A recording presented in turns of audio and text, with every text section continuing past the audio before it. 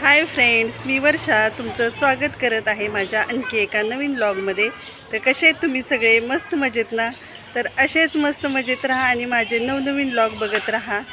तर रोज एक नवीन मी ब्लॉग तुमच्यासोबत शेअर करत आहे। तर हे सगळे माझे प्रयत्न सुरू आहेत। इतकं काय मला परफेक्ट असं जमत नाही, पण रोज एक नवा प्रयत्न मी करत असते। सुरुवातीला एडिटिंग वगैरे पण मला काहीच जमत नव्हतं। माझे मिस्टर सगळं मला बनवून देत होते, ते एडिटिंग वगैरे व्हिडिओ करून देत होते। त्यानंतर हळूहळू एक गोष्ट मी शिकत गेले। आता बऱ्यापैकी एडिटिंग वगैरे येतं मला, पण अजून परफेक्ट असं मला जमत नाही। तर म्हणतात ना, अजन्म माणूस विद्यार्थी असतो, तसं माझं काम आहे। आणि आईच्या पोटातून कोणी शिकून येत नसतं, इथं आल्यानंतरच सगळे शिकतात। तर तसं माझं काम आहे, रोज शिकते मी एक गोष्ट। ही माझ्या 2 नंबर बहिणीची मुलगी आहे राधा, आणि ती काही इतकी कॅमेरा फ्रेंडली नाही पहा, त्यामुळे खूप लाजत आहे।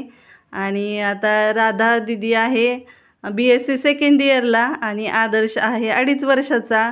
तर हे असे दोघे बहीण भाऊ आहेत पहा, असा डिफरन्स आहे दोघांमध्ये। तर आता 2-4 दिवस झालं दोघे सोबत राहत आहेत, त्यामुळे दोघांचा फार जीव लागलेला आहे। आणि लहान मुलांचं तर कसं असतं, जे त्यांना जीव लावतात ते त्यांना मग कधीच विसरत नाहीत लहान मुलं। मग आदर्शला सगळं काय दीदीकडून करायचं असतं, आंघोळ दीदीकडून करायची असते, जेवण पण दीदीकडून करायचं असतं। तुला आदर्श? त्याच्यामुळे सध्या मी रिलॅक्स आहे पहा थोडे दिवस। बोल ना। दीदी काय सगळं आदर्शचं पाहत आहे। आवडती तुला? किती आवडती? 1-2 आवडती? हां, खूप आवडती ना? लय मोठी आवडती होय। आदर्श हाय कर। गरमीचा खूप त्रास होत होता, म्हणून केस काढले त्याचे, घामुळे खूप आल्यात त्याला, गरमी सहन होत नाही। तर लगेचच केस आले, 4 दिवसातच लगेचच आधीला, है ना आधी? कुणी कट केले ते केस तुझे? बाबांनी केले ना?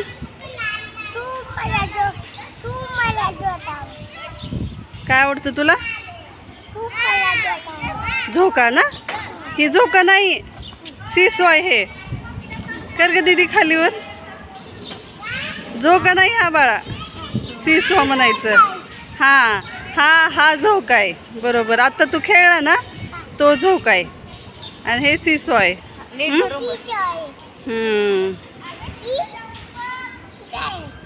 ती घसरगुंडी आहे। हा, हे प्रत्येकाला एवढी मोठी दीदी पाहिजे, म्हणजे भांडणं बिंडणं मुलं करायचं काही टेन्शन नाही, उलट मस्त खेळवते ती बारक्या भावाला, है ना? अशी दीदी पाहिजे ना? न्यायचं का आपल्या दीदीला घरी? पुण्याला घेऊन जायचं ना? हे पहा, आबंगचे पण केस कट केले, आता दोघंही टकले झाले। ते इकडे बघा, लाजायला लागला आपण। बहिणीच्या सोसायटीमध्ये ना खूप सुंदर असं प्रभू श्रीरामाचं मंदिर आहे पहा, चला तुम्हाला दाखवते। तर हे आहे मंदिर। तर मंदिरामध्ये पहा, मूर्ती तर इतक्या मनमोहक आणि सुरेख दिसत होत्या ना, असं मला वाटत होतं की तिथंच त्यांना पाहत राहावं, आणि नमस्कार केला मग मी। तर आदर्शचे लगेच प्रश्न सुरू झाले पहा। आदर्श विचारत होता, हे कोणते देव आहेत आई, हे कोणते देव आहेत? त्याला भरपूर मूर्ती दिसल्या ना समोर, त्याच्यामुळे तो मला विचारत होता। मग त्याला पण सांगितलं मी, हे आहेत प्रभू श्रीराम, लक्ष्मण भैया, सीता मैया, आणि त्याच्या साईडला पण होते हनुमंत महाराज होते, नंतर गणपती बाप्पा होते। त्याला सगळं काही सांगितलं आणि मनोभावे नमस्कार केला। माझं बघून आदर्श पण करत होता।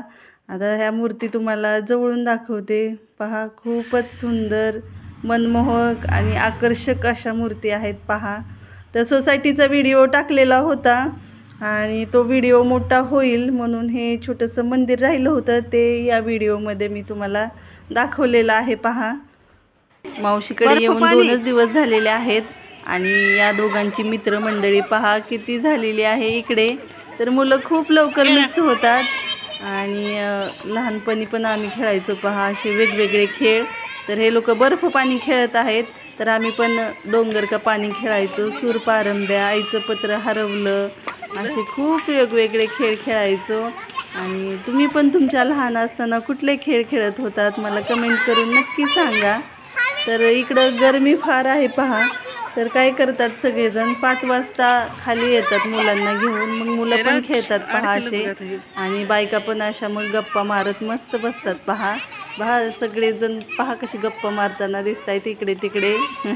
आणि मुलं पण छान एन्जॉय करत आहेत, त्यांना वेळ भेटलाय तर एन्जॉय करतायत ते पण. आता तुम्ही म्हणाल ही कोण आहे, तर आदर्श ना घसरगुंडीवर खेळायचं म्हणून खूप रडत होता आणि मी पाठवत नव्हते, कारण तुम्ही पण पाहू शकता इथली घसरगुंडी खूप उंच आहे. मग मला वाटलं तो पडेल वगैरे म्हणून मी पाठवत नव्हते. तर तो रडायलेला बघितला आणि ही इथलीच सोसायटीतली मुलगी आहे, तिचं नाव श्रेया आहे. ती म्हटली मावशी तुम्ही बिनधास्त माझ्यासोबत पाठवा त्याला, मी व्यवस्थित त्याला केअरफुली हँडल करते, तुम्ही अजिबात काळजी करू नका. आणि ती असं म्हणली आणि माझ्या टचकन डोळ्यात पाणी आलं पहा. आणि मला पण मुलगी हवी होती, अभंगच्या वेळी पण हवी होती, त्यावेळी पण नाही झाली. आणि म्हणून मी दुसरा चान्स घेतला, म्हटलं एक तरी मुलगी हवी. तर दुसऱ्या वेळी पण मला आदर्शच झाला.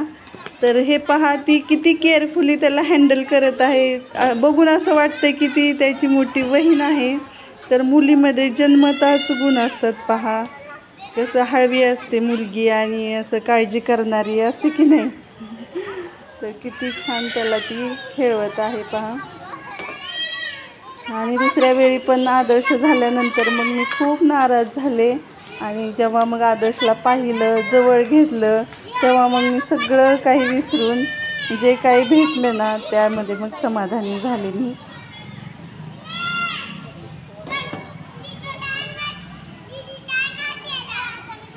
5 वाजता खेळायला आलो होतो आम्ही खाली. आता 7 वाजलेत, 1-1.5 तास झालं तरी पण खेळून समाधान झालेलं नाही दोघांचं, अभंग आणि आदर्शचं. घरी चल म्हणलं तर नको म्हणतात, अजून खेळायचं आहे त्यांना. माझे मात्र त्यांच्या पाठीमागे पळून पाय दुखायला लागलेले आहेत. तर आजचा व्लॉग तुम्हाला कसा वाटला कमेंट करून नक्की सांगा, आणि आपल्या चॅनलला लाईक शेअर सबस्क्राईब करा. धन्यवाद. अभंग चल चल, अभंग घरी, अभंग चल ना, अभंग चल, खूप वेळ झाला आता, चला अंधार पडलाय आता, चला घरी. भेटूया आपण आपल्या नेक्स्ट व्लॉगमध्ये. तो पण बाय बाय.